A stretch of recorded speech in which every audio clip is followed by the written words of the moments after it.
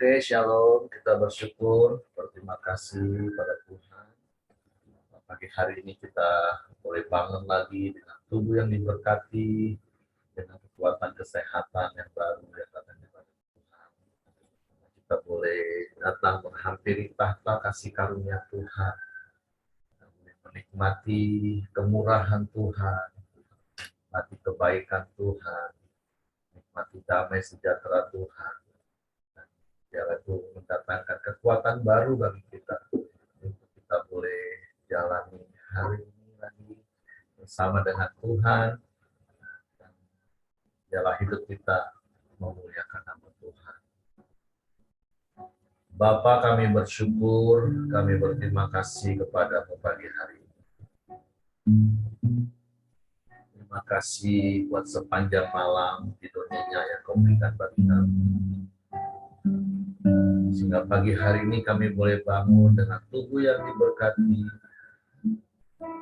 dengan kekuatan kesehatan yang baru yang datang daripada-Mu. Terima kasih pagi hari ini kami boleh menghampiri tahta kasih karunia. Karena kami percaya di dalam tahta kasih karunia, di dalam hadirat ada aliran-aliran kasih dan kuasa yang meneguhkan kami, yang menguatkan kami, yang menghibur kami. Ada aliran-aliran kasih dan kuasa-Mu yang terus membuat kami menikmati kebaikan, kemurahan di sepanjang umur hidup kami. Sehingga seperti pemazmur berkata, kami mau berkata pagi hari ini, lebih baik satu hari di pelataran-Mu Tuhan daripada 1000 hari di tempat lain.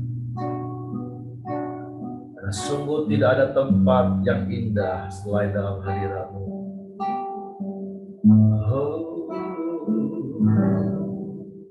lebih baik satu hari di pelataran-Mu daripada 1000 hari di tempat lain.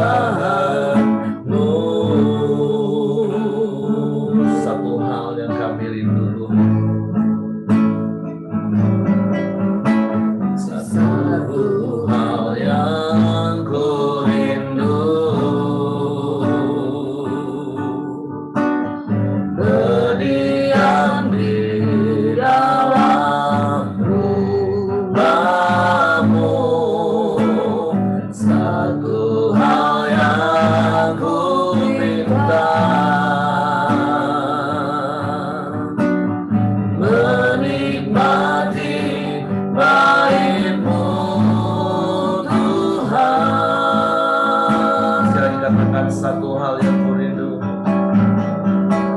satu hal yang ku rindu,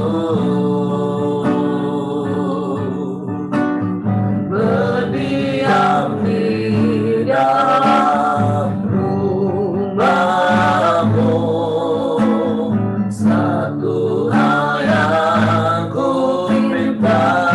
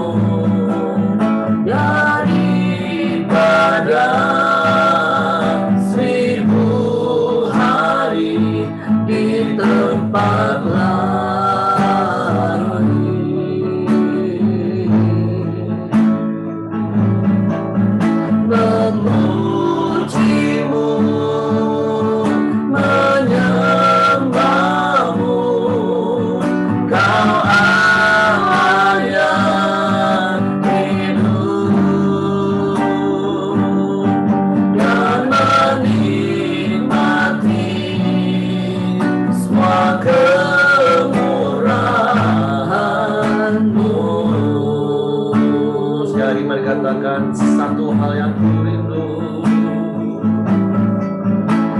Satu hal yang ku rindu. Amin.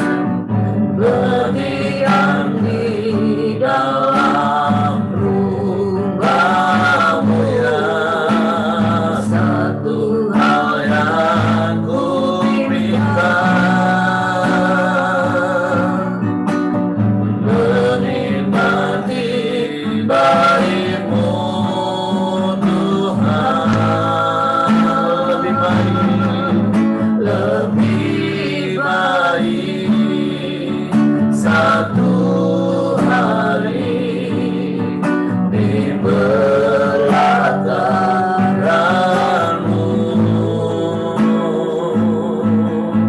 daripada 1000 hari di tempat lain.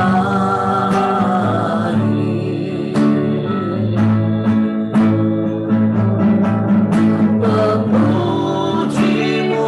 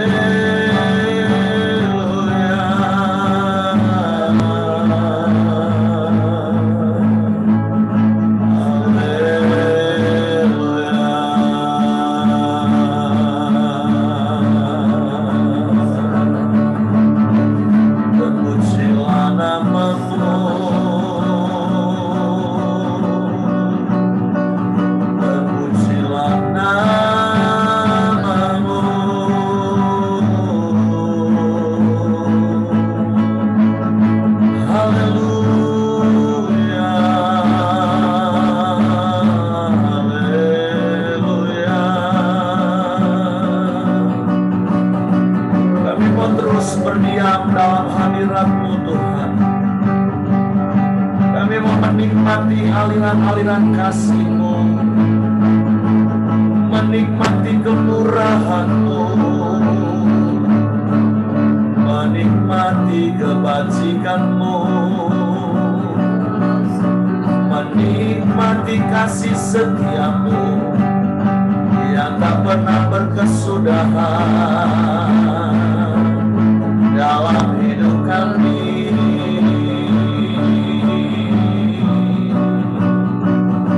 Kami sembah Engkau, kami puji Engkau. Haleluya, haleluya. Sebab Engkau Allah yang memelihara hidup kami, adalah Allah yang setia. Engkau Allah yang sanggup melakukan segala perkara.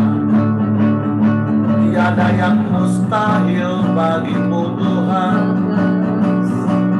Kami sembah, kami sembah, kami sembah.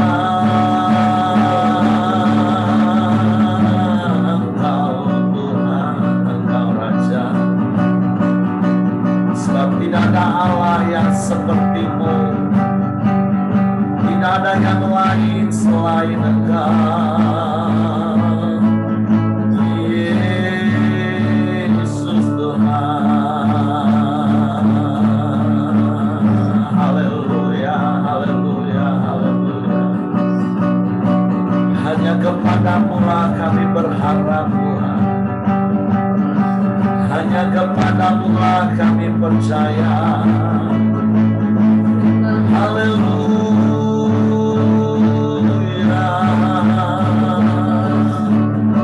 haleluya.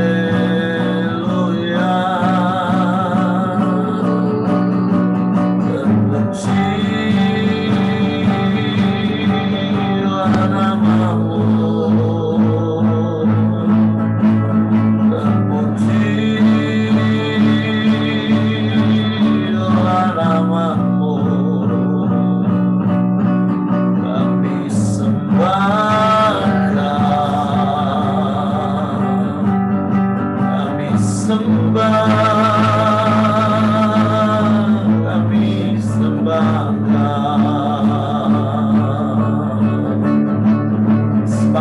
Dengan kekuatan kami boleh ada, tapi karena kekuatan yang mengalir dari hadirat-Mu yang memenuhi hidup kami,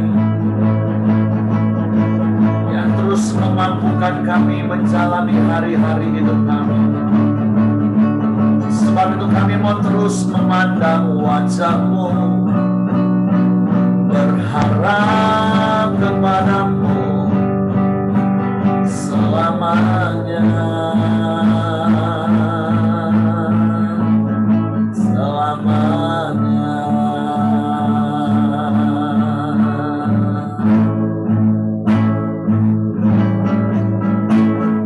Bukan dengan kekuatanku,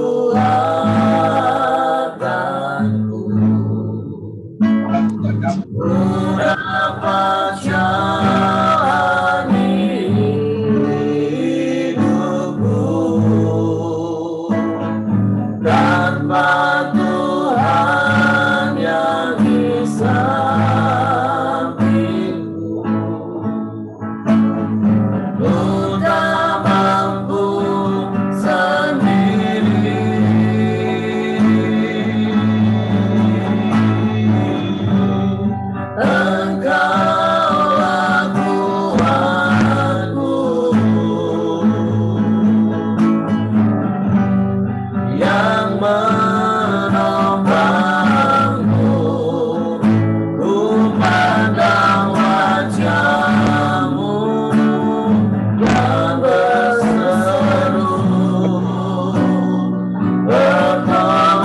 pertolonganku datang.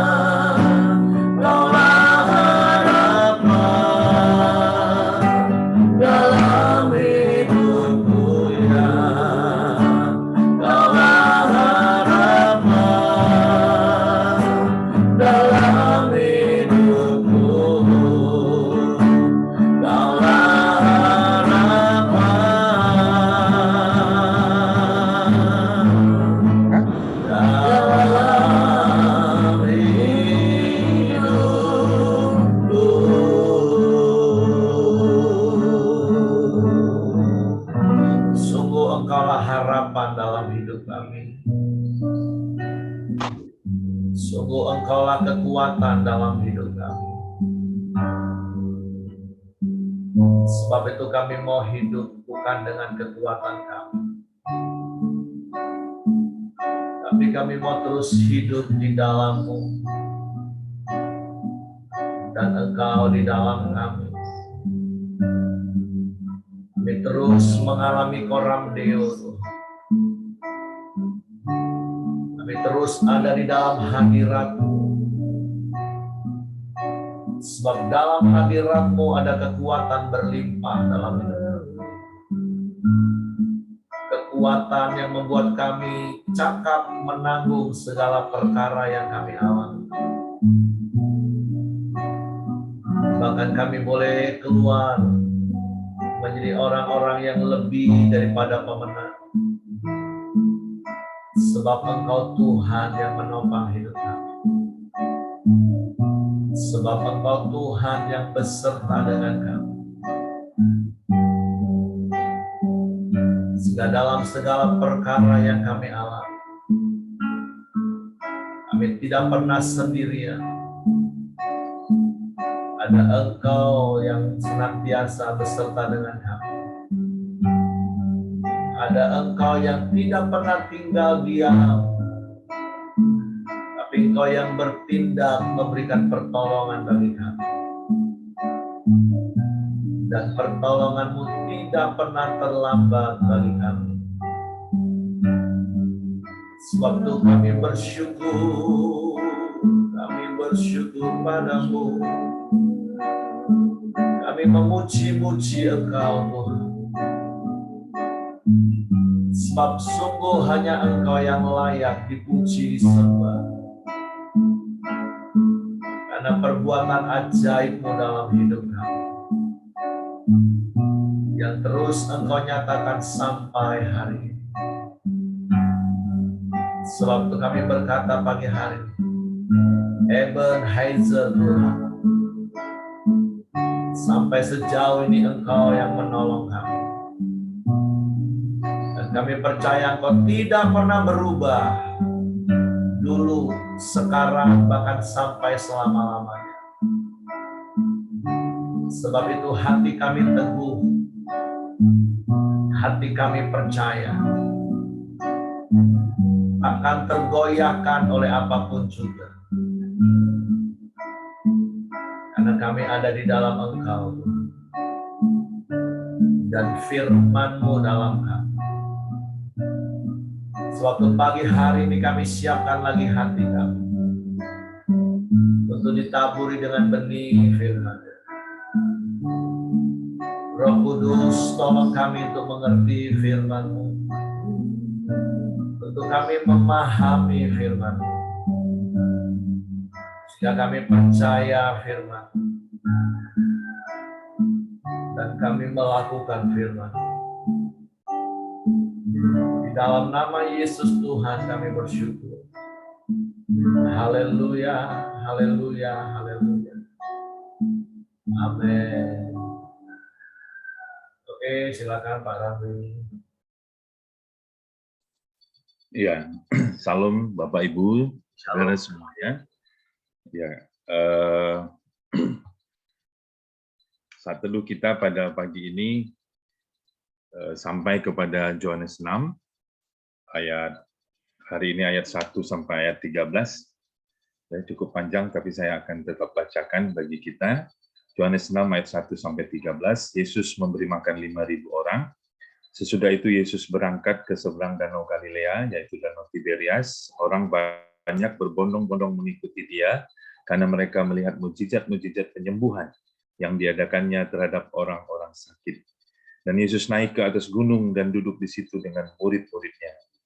Dan Paskah, hari raya orang Yahudi, sudah dekat.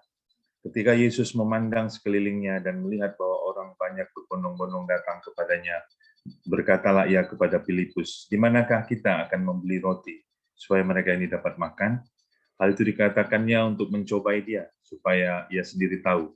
Sebab Ia sendiri tahu apa yang hendak dilakukannya. Jawab Filipus kepadanya, "Roti seharga 200 dinar tidak akan cukup untuk mereka ini, sekalipun masing-masing mendapat sepotong kecil saja."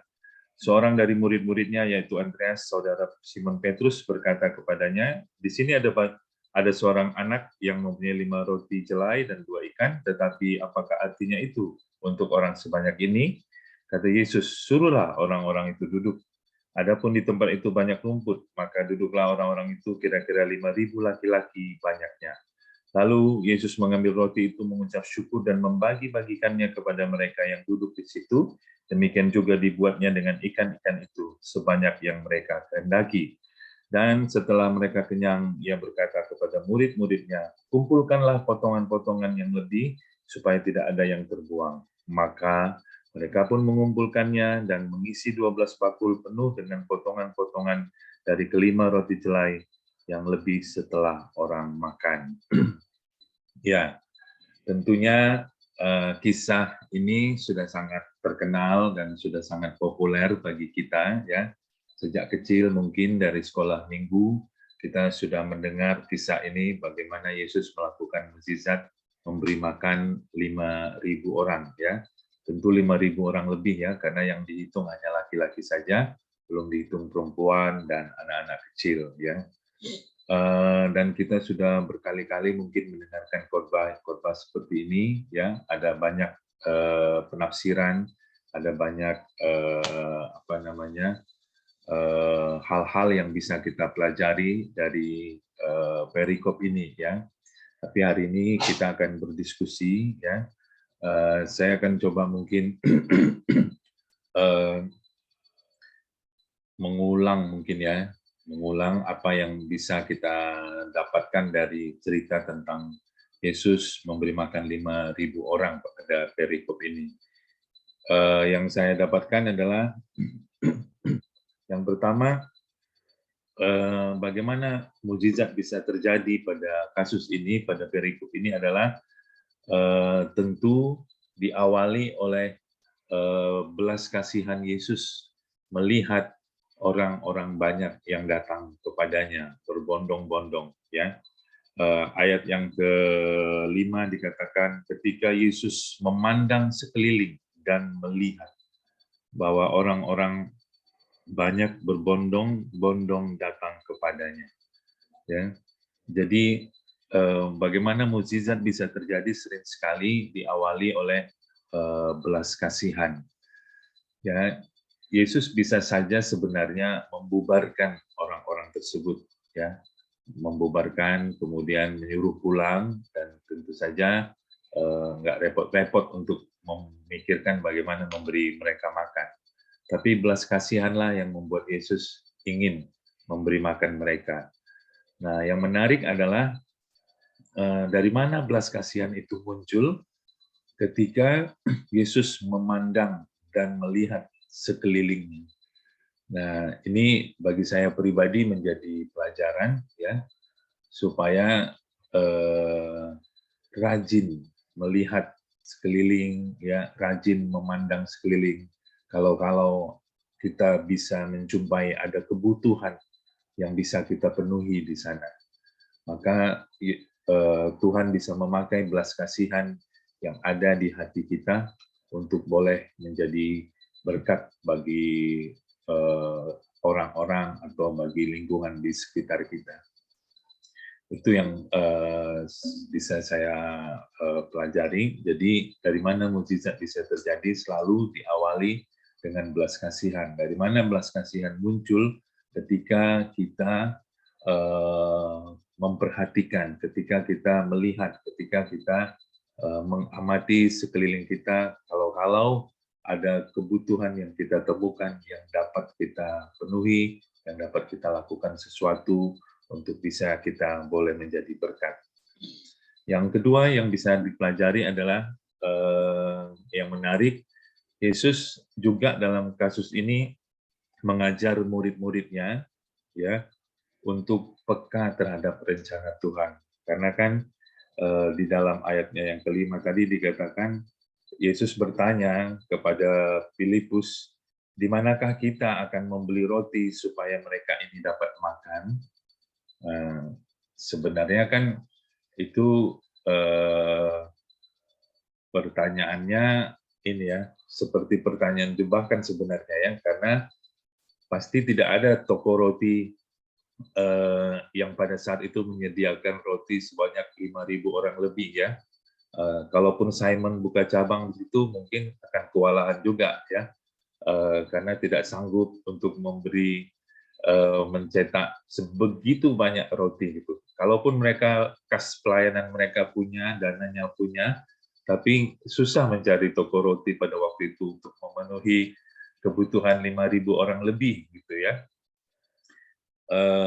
Nah, Yesus mencoba untuk mengajar murid-muridnya untuk peka terhadap rencananya. Yesus bukan tidak tahu apa yang harus dia lakukan, gitu, tetapi yang ingin menguji murid-muridnya supaya lebih peka terhadap rencana Tuhan. Tentu pengalaman murid-muridnya karena kurang pengalaman terhadap rencana Tuhan, mulai hitung-hitungan dengan kekuatan mereka sendiri. Wah, ini kalau ada pun uang kita 200 dinar, nggak cukup untuk memberi makan mereka. Kalaupun kita bisa membeli roti 200 dinar, mereka pasti dapat cukup hanya dapat sedikit-sedikit saja. Jadi mereka coba dengan akal pikiran mereka. Begitu juga dengan Andreas. Ketika menemukan 5 roti 2 ikan, di sini ada 5 roti 2 ikan, tapi apalah artinya itu? Manalah cukup. Jadi akal manusianya, akal pikirannya ya membatasi mereka untuk mengerti rencana Tuhan di dalam kehidupan mereka. Tentu ini menjadi pelajaran bagi kita ya, supaya kita belajar untuk peka terhadap rencana Tuhan, tidak dengan hitung-hitungan kita, tidak dengan akal pikiran kita, tidak dengan pengalaman manusia yang terbatas yang ada di dalam diri kita. Tapi mari kita belajar untuk mengerti dan peka terhadap rencana Tuhan di dalam hidup kita. Yang ketiga yang bisa kita pelajari adalah kenapa mukjizat terjadi di dalam kisah ini. Tentunya ada peran dari seorang anak kecil yang punya 5 roti 2 ikan yang tidak egois ya. Biasanya anak kecil ketika barangnya miliknya diambil, dia tidak rela, ya, dia bisa meronta-ronta. Tapi anak kecil ini tidak egois, dia rela ya dipakai apa yang menjadi miliknya untuk boleh menjadi berkat ya.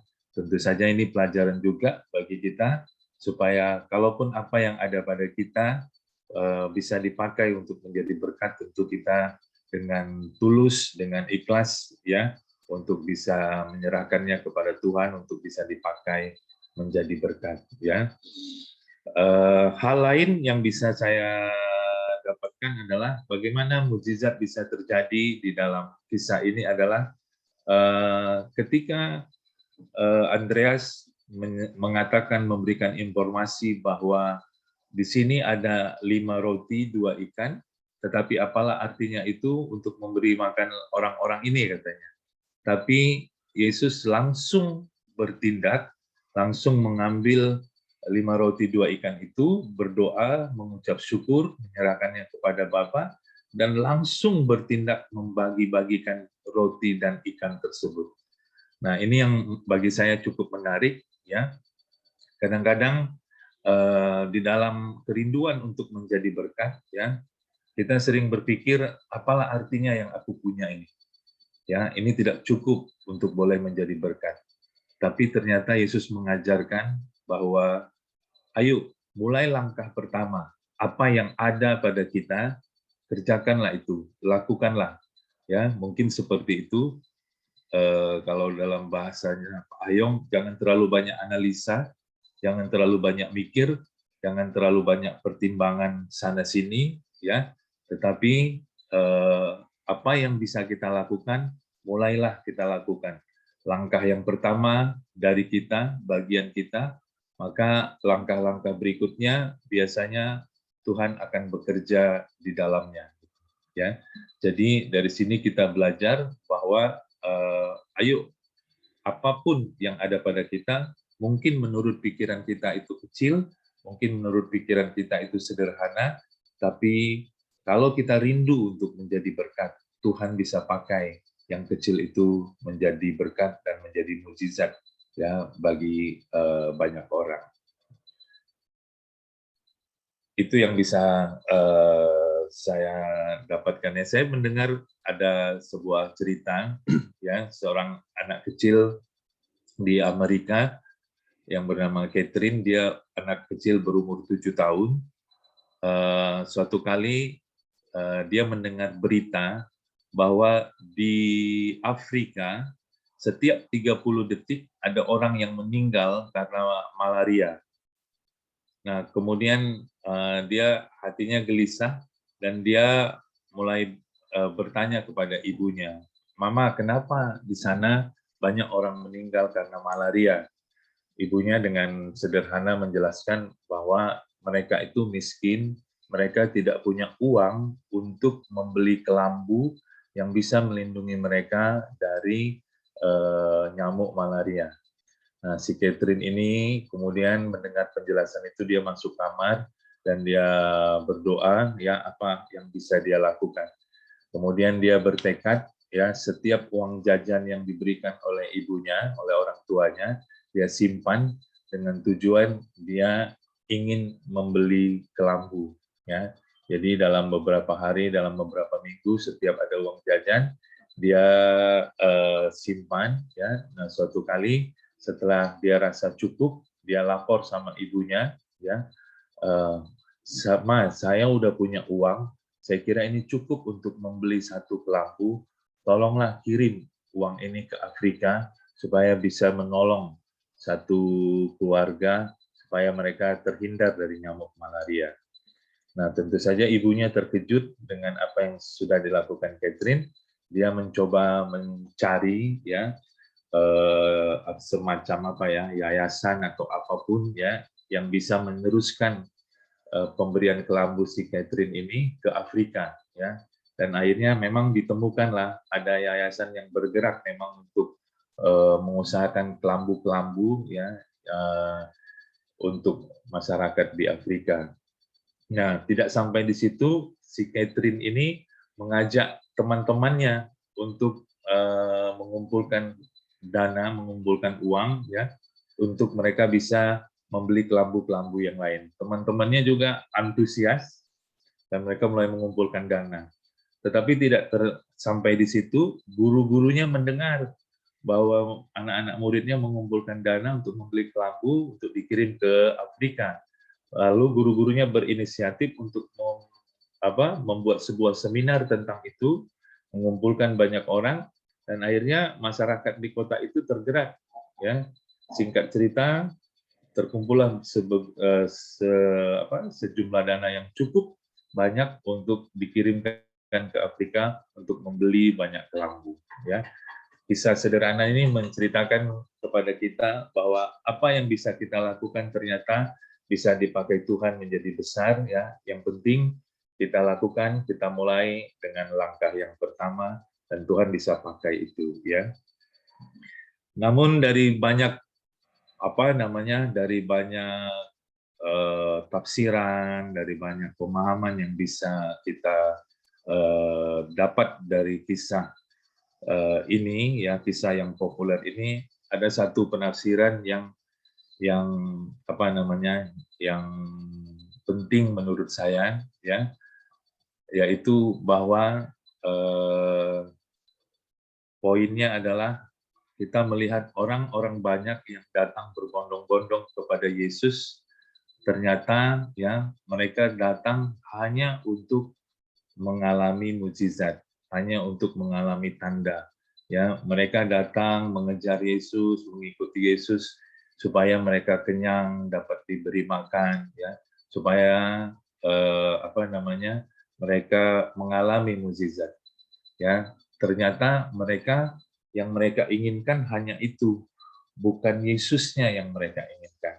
Nah, di poin inilah yang saya ingin kita bisa renungkan lebih lama, lebih banyak, lebih dalam, ya. Kadang-kadang sering sekali, ya, di dalam hidup kita, ya, kita ingin pemberiannya daripada si pemberi itu sendiri, ya. Nanti kalau kita lihat Yohanes 6 ini ke bawah, ayat yang ke-25, Yesus bercerita tentang dirinya. Dia adalah roti hidup. Seakan-akan dia berbicara, jangan kejar pemberianku, jangan kejar mujizatku, jangan kejar apa yang kuasa yang bisa keluar dari diriku, tapi kejarlah aku sebagai pribadi, karena akulah roti hidup itu sendiri. Aku yang bisa mengenyangkan dirimu sampai selama-lamanya, gitu. Jadi itu poin yang apa namanya, yang rindu kita renungkan bersama-sama, ya, supaya kita selidiki hati kita koreksi hati kita bisa periksa hati kita. Sungguhkah kita menginginkan Yesus lebih daripada berkatnya, lebih daripada mukjizatnya, lebih daripada kesembuhan, kelepasan yang bisa Yesus berikan kepada kita. Ya. Mungkin itu saja Pak Heri yang bisa saya sampaikan. Saya kembalikan kepada Pak Heri. Tuhan Yesus memberkati. Oke, terima kasih Pak Ramli buat sharing firman Tuhan pagi hari ini. Pak Ramli sudah sampaikan secara detail apa yang membuat mujizat itu bisa terjadi. Mulai dari belas kasihan dari Yesus sendiri, karena Yesus melihat dan mengamati, dan kemudian ada respon benar dari seorang anak kecil dan tindakan iman dari murid-murid. Jadi seperti dalam Yohanes pasal yang kedua, Yohanes pasalnya yang keempat, ayat 47-54, tentang pegawai istana. Begitu juga dengan hari ini kita belajar dari Yohanes pasal 6. Mujizat itu terjadi itu karena ada kerjasama antara Tuhan dan respon kita. Itu sangat menentukan. Jadi seperti berkali-kali saya katakan, orang yang percaya itu akan memiliki hati yang tenang, dan orang yang tenang itu akan bisa berpikir dengan jernih untuk mendengar suara Tuhan dan melakukan bagiannya. Nah, beda dengan orang yang tenang-tenang saja. Orang yang tenang-tenang saja itu masa bodoh. Oke, beberapa waktu yang lalu ada anggota komsel tanya, apa bedanya pasrah dan berserah? Saya bilang yang lebih kurang yang sama dengan tenang-tenang saja dan tenang. Nah, kita bisa melihat dari beberapa pasal dari Injil Yohanes ini, bagaimana baik itu mujizat pertama terjadi, terus mujizat kedua terjadi, dan firman Tuhan memang tidak mencatat Yohanes 6 ini mujizat keberapa yang Yesus lakukan. Tapi pembelajaran yang selalu kita dapat dari setiap mujizat itu terjadi, kuasa Tuhan itu terjadi, itu selalu dari bahasa saya ada kerjasama yang baik. Jadi bukan hanya sepihak Allah dalam kemahakuasaannya, terus dia melakukan mujizat. Iya, dari sisi Allah, karena kemahakuasaannya lah dia bisa melakukan banyak perkara. Tapi sekali lagi, Tuhan itu bekerja, itu tentu sesuai dengan hukum yang dia buat. Dan kata kunci yang kita dapat pagi hari ini untuk menentukan kita lagi, itu memang juga bergantung dengan respon kita. Jangan berharap mujizat itu hanya dari apa yang tidak ada menjadi ada. Tadi seperti Pak Rami tadi katakan, Tuhan bisa buat mujizat, dan lebih banyak Tuhan buat mujizat itu selalu dimulai dari apa yang ada pada kita. Kita ingat kisah janda di Sarfat. Bagaimana hanya segenggam tepung dan sedikit minyak. Tapi karena dia taat kepada firman Tuhan, maka sampai masa kelaparan itu berlalu, dia dipelihara Tuhan. Bagaimana kita ingat dengan kisah seorang janda yang suaminya meninggal dan anaknya mau diambil oleh penagih hutang. Dengan sedikit minyak yang masih ada dalam buli-buli. Dan dia bertindak dengan iman sesuai dengan firman Tuhan. dan mujizat terjadi. Hutangnya lunas dan dia mempunyai biaya untuk hidup selanjutnya. Dan masih begitu banyak peristiwa-peristiwa yang terjadi. Nah, seringkali seperti yang saya katakan dan saya ajarkan, bedanya orang yang percaya dan berusaha untuk percaya, itu kalau di awal-awal itu sepertinya dalam tanda kutip lebih rohanilah orang yang berusaha untuk percaya kepada Tuhan. Ketika nggak ada masalah, dia nggak pernah berdoa. Tapi ketika ada masalah, dia banyak berdoa, sungguh-sungguh berdoa. Karena dia pikir dengan banyaknya berdoa, Tuhan harus jawab apa yang dia minta. Bahkan tadinya nggak pernah puasa, begitu ada masalah, wah jadi rajin puasa. Seakan-akan dengan puasanya dia bisa memaksa Tuhan untuk melakukan mujizat untuk dia. Doanya nggak salah Bapak Ibu, puasanya nggak salah. Tapi motivasi, seperti yang Pak Ramli tadi katakan, bagian terakhirnya itu, respon sikap hati. Dan Tuhan kan tahu sampai kedalaman hati kita. Nah, makanya melalui Injil Yohanes kita banyak belajar bagaimana respon hati kita itu dibentuk. Respon orang yang percaya dan respon orang yang berusaha untuk percaya kepada Tuhan. Itu hanya kita lah yang tahu. Dan Tuhan yang tahu tentunya. Bagaimana kita ini percaya atau hanya sekedar berusaha untuk percaya. Karena orang yang berusaha untuk percaya, di satu titik dia akan merasa kecewa. Ketika dia pikir apa yang dia harap Tuhan lakukan untuk dia, ternyata Tuhan nggak lakukan. Karena sekali lagi Tuhan punya banyak cara untuk menolong kita. Dan bukan hak dan bagian kita untuk mengatur Tuhan caranya menolong kita. Makanya di kisah ini kita tahu, Yesus sendiri tahu kok apa yang mau dia buat. Tapi Tuhan mau menguji murid-muridnya ketika melihat keadaan seperti itu. Dan seperti Pak Ramli tadi katakan, kita harus belajar mengamati kebutuhan sekeliling kita. Peka, sehingga kita tahu apa yang dikebutuhan. Dan mulailah dari apa yang ada pada kita. Seperti kisah yang Pak Ramli tadi katakan, seorang anak kecil yang ingin menolong masyarakat di Afrika yang banyak mengalami kematian karena malaria.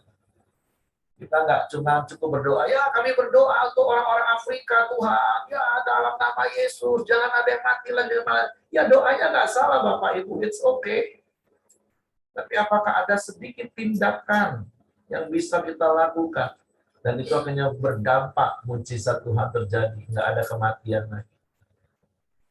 Nah, sering kali itu tadi, orang-orang yang menamakan dirinya orang Kristen yang dia pikir dia percaya, padahal berusaha percaya sehingga dia mengatur Tuhan dengan kata-kata dalam doanya, dengan cara-cara dia melakukan ritual-ritual agamawinya. Seakan-akan Tuhan harus tunduk dengan apa yang dia katakan ketika dia sudah melakukan ritual agamawinya lebih daripada sebelumnya. Dan seperti sering saya katakan, seperti apa yang Bapak Kris Manusama katakan, kalau tadinya engkau tidak pernah berdoa, terus sekarang engkau sering berdoa, apakah kasih Tuhan bertambah dalam dirimu? Jawabannya jelas enggak. Kalau tadinya engkau enggak pernah puasa, sekarang engkau rajin puasa, apakah kasih dan kuasa Tuhan akan lebih dinyatakan kepadamu? Enggak. Karena kasih dan kuasa Tuhan itu sudah absolut, dan itu sudah dinyatakan dalam hidup kita. Justru ketika kita yang tadinya nggak berdoa, sekarang rajin berdoa, itu karena kasih kita yang bertambah kepada Tuhan. Tadinya kita nggak pernah puasa, sekarang kita rajin puasa, membangun hubungan intim dengan Tuhan. Itu bukan karena supaya kasih Tuhan bertambah, tapi itu membuktikan kasih kita yang bertambah kepada Tuhan. Nah, paradigma bertuhan inilah yang harus diluruskan terus di dalam kekristenan. Dan kita bersyukur melalui Injil Yohanes kita akan banyak belajar. Makanya ada statement yang sering kali berkali-kali saya katakan, Tuhan itu lebih fokus beresin hati kita daripada masalah kita. Nah kalau kita kan enggak, fokusnya Tuhan beresin masalah kita. Masalah hati, kita selalu akan membentengi diri, ya namanya manusia Pak, ya maklumlah Pak. Enggak. Kita harus selaras dan sejalan dengan apa yang Tuhan mau. Tuhan mau beresin hati kita. Karena sekali lagi, mujizat itu terjadi karena ada kerjasama antara Tuhan dan kita. Kalau di dalam kemahakuasaannya, iya, Tuhan bisa melakukan mujizat menurut kehendaknya. Itu biasanya untuk secara umum. Tapi kalau secara khusus pribadi, lepas pribadi kita mau alami, itu sangat bergantung dengan yang namanya respon kita. Makanya ada prinsip hubungan yang pernah saya ajar dan saya mau ingatkan. Pada saat kita sama-sama melakukan kewajiban kita, maka pada saat yang sama kita menerima hak kita. Seperti contoh yang sering saya katakan, kalau Bapak Ibu punya polis asuransi, kalau Bapak Ibu mau menuntut hak Bapak Ibu untuk klaim, Anda nggak berhak kalau Anda nggak pernah melakukan kewajiban. Bayar preminya. Bayar premi nggak pernah, tapi mau klaim hak untuk ditanggung. Hanya karena mentang-mentang, aku kan punya polis. Iya, kamu punya polis, kamu punya iman, kamu ngomong kamu percaya sama Tuhan. Kamu orang Kristen, pegang polis kerajaan Allah. Tapi kalau kamu nggak melakukan bagianmu, kamu nggak punya hak untuk menuntut Tuhan melakukan bagian. Makanya yuk fokus saja lakukan bagian kita. Karena saya percaya Tuhan itu setia, dia pasti lakukan bagiannya. Maka sekali lagi seperti yang Pak Rami tadi katakan, sebenarnya inisiatif mujizat itu terjadi datangnya dari siapa? Dari Tuhan. Karena Tuhan sendiri yang akan tergerak oleh belas kasihan terhadap hidup kita. Tapi bagaimana dengan respon kita, itu yang menentukan. Apakah kita akan menjadi orang yang mengalami kuasa dan mujizat Tuhan atau tidak. Jadi sekali lagi terima kasih untuk Pak Rami sudah urai dengan detail Yohanes pasal 6 ayat 1 sampai 13. Hal-hal apa yang harusnya ada dalam hidup kita sehingga kuasa Tuhan itu nyata dalam hidup kita. Jadi jangan jadi orang yang hanya menuntut Tuhan menolong dirimu, hanya menuntut Tuhan lakukan mujizatnya untuk dirimu tanpa sedikit pun respon benar dari hidupmu. Oke, itu saja yang ingin saya tambahkan bagi setiap kita. Mari renungkan firman Tuhan ini, pahami firman Tuhan ini, percayai firman Tuhan, dan lakukan firman Tuhan. Engkau akan mengalami mujizat dan kuasa Tuhan. Oke, saya serahkan kepada Hengki. Mari kita masuk dalam doa kita. Silakan, C. Dewi. Iya, Kak.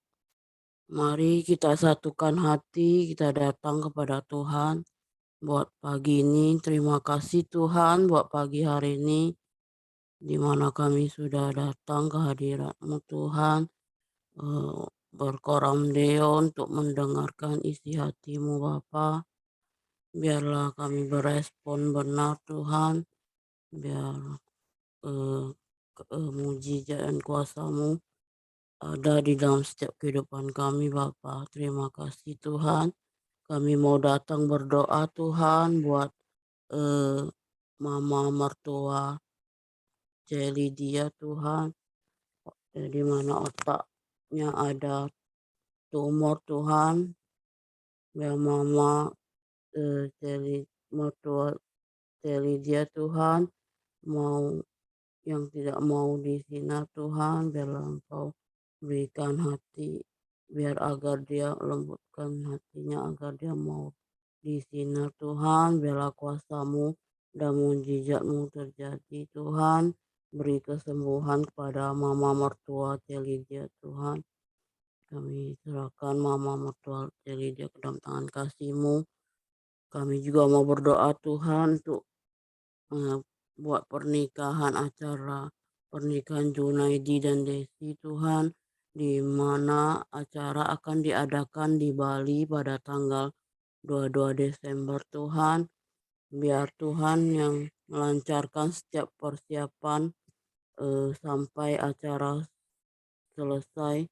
Keluarga besar dari Pak Daniel Tuhan, Biarlah Tuhan yang turut campur tangan atas acara pernikahan Desi Junaidi dan Desi Bapak. Terima kasih Tuhan, kami juga mau berdoa Tuhan untuk Ibu Mirianti Tuhan yang kaki sebelah kanannya sakit Tuhan, biarlah Tuhan yang sembuhkan oleh bilur-bilur Tuhan Yesus, Tuhan yang menyembuhkan kaki Ibu Mirianti Tuhan. Terima kasih Bapak dalam nama Yesus. Kami juga mau datang Tuhan berdoa untuk bangsa Indonesia ini Tuhan, biarlah Engkau pulihkan bangsa kami Bapa, jauhkan dari setiap sakit penyakit yang ada Tuhan, di mana COVID yang ada Tuhan, biarlah Engkau jauhkan dari bangsa kami Tuhan, biarlah bangsa kami Tuhan, Engkau yang kemuliaan-Mu turun Tuhan atas bangsa kami. Kami juga mau berdoa untuk pemimpin yang ada di bangsa kami Tuhan, baik Bapak Presiden, Wakil Presiden, bahkan staf menteri, bahkan setiap aparat yang bertugas Tuhan, Engkau yang memberi hikmat Tuhan kepada setiap mereka untuk menjalankan tugas Tuhan. Kami serahkan setiap mereka yang aparat yang bertugas, bahkan staf menteri yang ada Tuhan, dalam tangan kasih-Mu, biarlah kemuliaan-Mu turun atas bangsa kami Tuhan. Kami serahkan bangsa kami ke dalam tangan kasih-Mu. Kami mau datang berdoa. Mari kita datang berdoa untuk doa Bapak kami.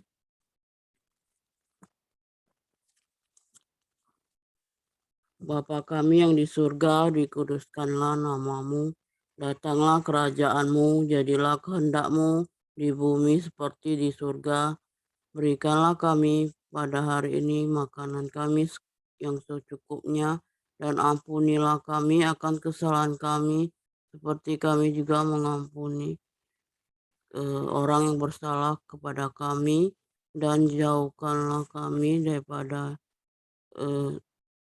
janganlah membawa kami ke dalam pencobaan, tetapi lepaskanlah kami daripada yang jahat, karena Engkaulah yang mempunyai kerajaan dan kuasa dan kemuliaan sampai selama-lamanya. Amin. Pak Dr. Ramli, silakan tutup dalam doa, Pak. Bapa, kembali kami datang kepadamu, kami mengucap syukur buat pagi ini, kami telah beribadah, berkoramdiu, kami telah memuji nama-Mu, meninggikan Engkau, menaikkan syukur kami ke hadirat-Mu Tuhan. Kami juga telah sharing firman-Mu, mendengarkan kebenaran firman-Mu. Biar Tuhan ajar kami terus, agar kami boleh menjadi berkat bagi banyak orang. Hidup kami boleh dipakai untuk boleh menjadi mukjizat bagi banyak orang Tuhan. Dan biarlah Tuhan boleh terus kami memeriksa hati kami, motivasi kami di dalam mengikut Engkau. Terima kasih Tuhan untuk hari ini kami mau serahkan hidup kami ke dalam tangan Tuhan. Kami serahkan aktivitas kami, pekerjaan kami, bisnis kami, pelayanan kami ke dalam tangan Tuhan. Dan biarlah Tuhan yang memimpin, menolong, memberkati, memberi hikmat, menuntun kami sepanjang hari ini. Dan Tuhan bawa kami untuk kami boleh menjadi berkat bagi banyak orang. Kami percaya bersama-sama dengan Tuhan kami boleh melakukan perkara-perkara yang besar. Terpujilah nama-Mu Tuhan, termulialah Engkau, dan biarlah kami menerima berkat yang daripada-Mu, kasih karunia daripada Allah Bapa, damai sejahtera daripada Tuhan Yesus, serta persekutuan yang manis daripada Allah Roh Kudus, menyertai kami hari ini sampai selama-lamanya. Kami terima berkat-Mu hanya di dalam nama Tuhan Yesus Kristus. Kami yang menerima berkat, kami sama-sama katakan, amin. Amin. Oke, semangat pagi, selamat beraktivitas, Tuhan memberkati.